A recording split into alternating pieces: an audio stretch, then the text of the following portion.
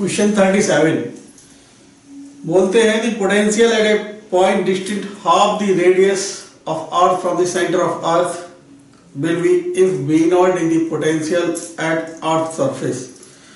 बच्चों, हम जानते हैं कि अर्थ एक सॉलिड स्फीयर की तरह ट्रीट किया जा सकता है और किसी भी सॉलिड स्फीयर के लिए कोई एक ऐसा पॉइंट जो with in the solid sphere है, उस पॉइंट पर जो ग्रेविटेशनल पोटेंशियल होता है वो आप जानते हैं V इक्वल टू माइनस का GM upon 2r³ 3r² minus x²। जैसे मान लीजिए ये हमने कोई भी एक सॉलिड स्फीयर ले लिया, अपना अर्थ ही ले लिया, ये सेंटर हो गया, सेंटर से r/2 डिस्टेंस पर x की वैल्यू यहां पर r/2 है, इस पॉइंट पर हमें पोटेंशियल फाइंड आउट करना है और हमें दे रखा है कि V naught is the gravitational potential at the surface of अर्थ।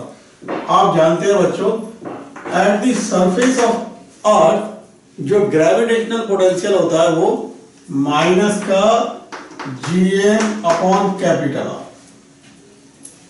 और हम क्या करें, इस x की जगह यहां पर r/2 लगा दें तो हमको आंसर मिलेगा V equal to minus GM upon 2r³ 3r² minus r² upon 4 r² upon 4। तो V आएगा माइनस का GM upon 2r³ r² common with in bracket 3 minus 1 upon 4 यानी 12 माइनस 1 अपॉन 4 यानी 11 अपॉन 4। r² से r³ कटेगा, r बचेगा तो आपको v मिलेगा माइनस का GM अपॉन r और इधर आएगा 11 अपॉन 8। माइनस का GM अपॉन r की जगह आप B नॉट यूज कर सकते हैं तो आपके पास आएगा 11 अपॉन 8 V नॉट। आंसर मिल गया हमें V equal to 11 upon 8 V naught, where V naught is the gravitational potential at earth surface. Option देखते हैं, ऑप्शन है बच्चों option 4 correct option, option 4 correct.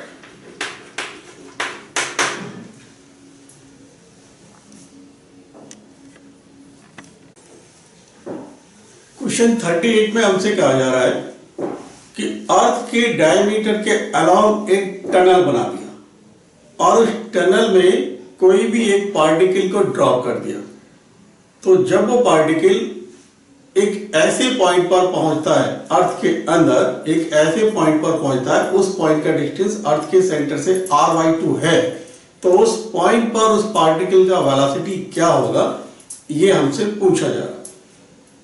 ये है हमारे पास अर्थ और ये बना दिया गया बच्चों यहां पर एक टनल, ये अर्थ का सेंटर।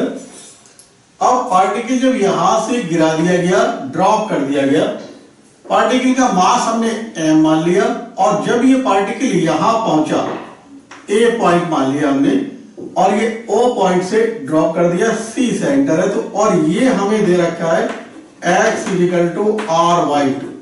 तो हमसे पूछा जा रहा है पॉइंट A पर जो पार्टिकल है उसका वेलोसिटी कितना होगा। देखते हैं, पॉइंट A पर we are going to find out the velocity of the particle.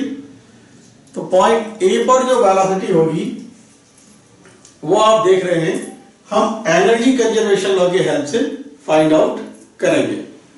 ध्यान दीजिए बच्चों, पॉइंट O पर टोटल एनर्जी केवल पोटेंशियल एनर्जी होगी और पॉइंट A पर total energy kinetic energy plus आपका पोटेंशियल एनर्जी होगा। तो हम यहां पर we are going to apply energy conservation law. Point O पर हम देख रहे हैं total energy only and only potential energy. पहले हम पॉइंट A पर टोटल एनर्जी निकाल लेते हैं। तो ये है पॉइंट ए, और टोटल एनर्जी होगा एक तरीके से potential energy plus kinetic energy. You potential energy, और पोटेंशियल एनर्जी को हम यहां पॉइंट ए पर निकालेंगे एम वी से। एम है इस पार्टिकल का मास और वी है इस पॉइंट ए पर ग्रेविटेशनल पोटेंशियल। हम जान रहे हैं बच्चों point A is lying between the earth, so the gravitational potential will be given by U is equal to M, और ये आएगा माइनस का Gm/2r³ और ये 3r² माइनस x² फॉर्मूला होता है, आप जानते हैं। x की जगह हम लगा दें r/2, तो माइनस का r²/4, तो u आपको मिलेगा माइनस का Gm/2r³, r² कॉमन, और ये आएगा 11/4। तो यहां हम देख रहे हैं हमको u मिला माइनस का Gm/r और ये 11/8। Kinetic energy half mv², point O पर टोटल एनर्जी केवल पोटेंशियल एनर्जी होगी। अब हम यहां पर एनर्जी कंजर्वेशन लॉ अप्लाई कर सकते हैं। तो पॉइंट ए पर जो टोटल एनर्जी होगी बच्चों वो आप देख रहे हैं ये माइनस का 11/8 Gm/r plus half mu² is equal to point O पर टोटल एनर्जी माइनस Gm/r।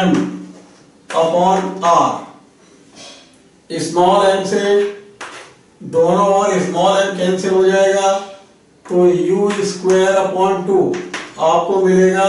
इस टर्म को बच्चों इधर ले आए और हम Gm/r कॉमन भी ले लेते हैं, तो इधर -1 ये टर्म इधर आके प्लस का हो जाएगा, तो प्लस का 11/8 यानी u²/2 आपको मिलता है Gm/r, और ये आएगा आपके पास 3/8, तो u² आपको मिलेगा 3Gm/4r यानी u आ जाएगा √3Gm/4r।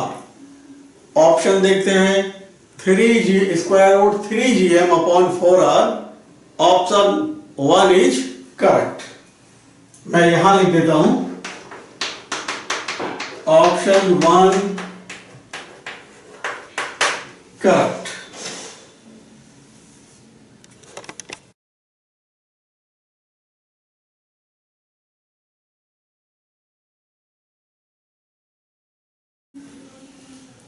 क्वेश्चन 39 कहते हैं the value of acceleration due to gravity on the surface of earth is x। अब आपसे पूछा जा रहा है at an altitude h from the surface of earth its value is y। तो हमें इसी h की वैल्यू पूछी जा रही है। कुछ 4 ऑप्शन जो दिए गए हैं उनमें से हमें एक करेक्ट ऑप्शन देखना है। ध्यान दीजिए बच्चों, वो सिंपल सा फॉर्मूला बेस्ड क्वेश्चन है। आप जानते हैं जब हम अर्थ सरफेस से ऊपर जाते हैं तो acceleration due to gravity at a height h is given by g' is equal to g/1 plus h/r²। h उस पॉइंट का हाइट है और रेडियस ऑफ अर्थ। हमें g' दे रखा है इन्होंने y, और g दे रखा है अर्थ सरफेस पर x, और 1 प्लस h/r²। सिंपल मैथमेटिक्स अब अप्लाई करेंगे, आसानी से आंसर पा लेंगे।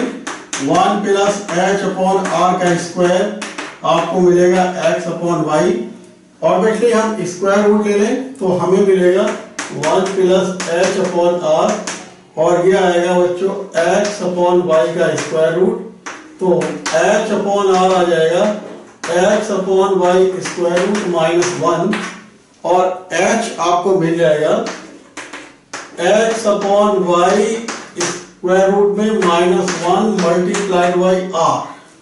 तो ऑप्शन देखते हैं, स्क्वायर रूट में x upon Y -1 multiplied by capital R। Option 1 is correct. Option 1 correct.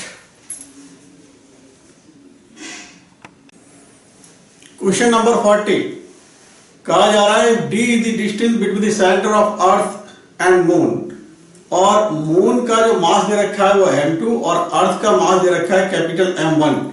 तो हमसे पूछा जा रहा है कोई भी एक पार्टिकल है जो अर्थ और मून को ज्वाइन करने वाली लाइन के मिड पॉइंट से प्रोजेक्ट किया जा रहा है, और ये प्रोजेक्शन ऐसा है कि भाई ये वापस अर्थ पर वापस इन दोनों के जो ग्रेविटेशनल फील्ड है उसमें ना आए, उस ग्रेविटेशनल फील्ड को एस्केप कर जाए, ओवरकम कर जाए। तो बहुत आसानी से हम सॉल्व कर सकते हैं। ध्यान दीजिए, ये है हमारे पास अर्थ और ये है बच्चों मून। मून हो गया, अर्थ हो गया, इसका मास m1 है, इसका मास m2 है, बीच का डिस्टेंस d है, ये मिड पॉइंट, यहां से किसी भी स्मॉल m मास के पार्टिकल को हमें एस्केप कराना है। एस्केप वेलोसिटी का बहुत सिंपल सा फंडामेंटल है बच्चों, हमें जिस पॉइंट से किसी भी बॉडी को एस्केप कराना है, मतलब ये सबसे पहले हमें ये आइडेंटिफाई करना है कि हमें किस पॉइंट से बॉडी को एस्केप करने के लिए कहा गया है। जैसे हमें इन दोनों को ज्वाइन करने वाली लाइन के मिड पॉइंट से स्मॉल m मास को एस्केप कराना है।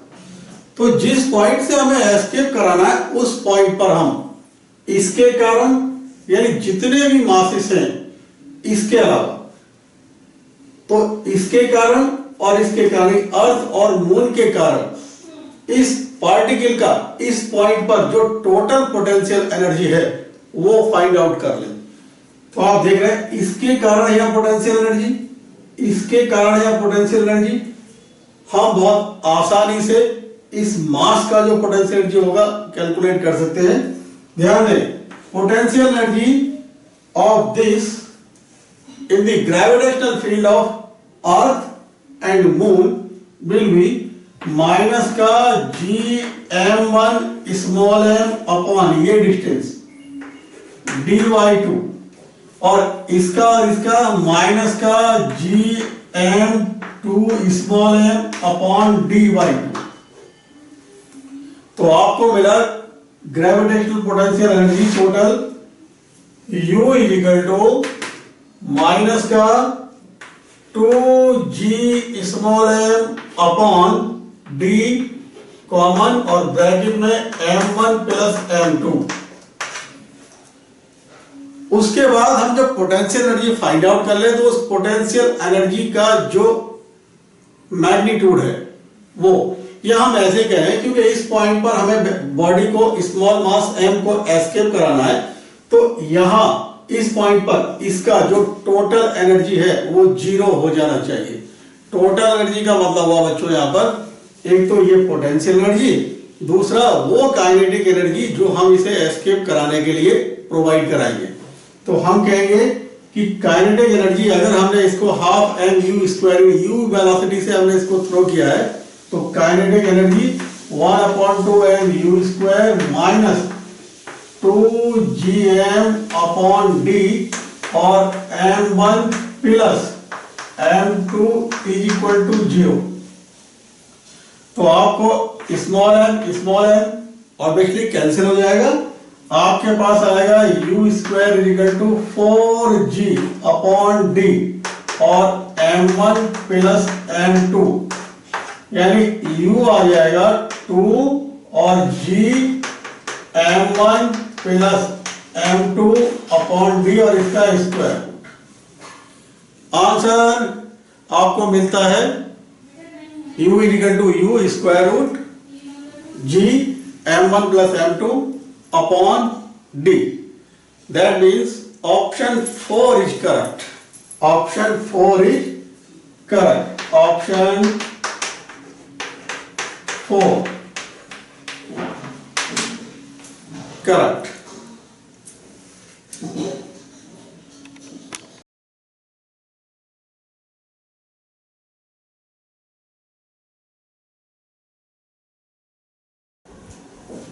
क्वेश्चन 41 कहते हैं satellite moving in a circular path of radius r around earth having a time period of capital T, if its radius is slightly increased by delta r, the change in the time period h.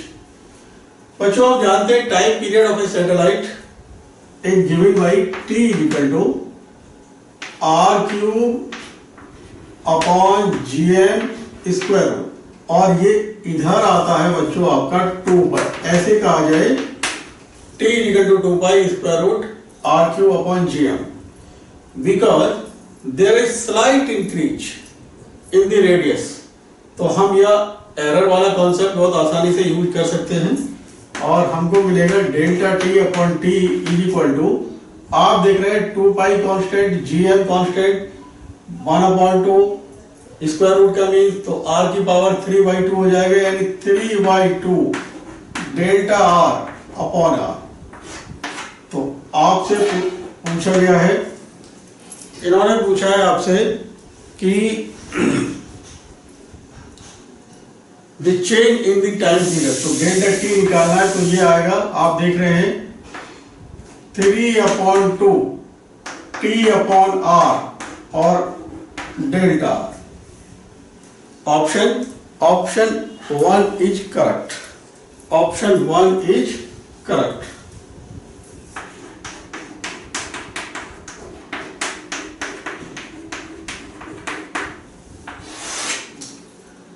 Question number 42,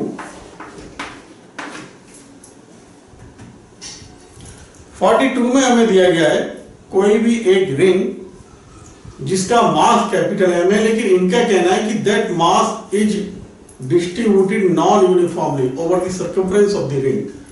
मतलब ये हमने एक ring ले लिया और इसका mass capital M है और ये मास सर्कम्फ्रेंस पर नॉन यूनिफॉर्मली डिस्ट्रीब्यूटेड है।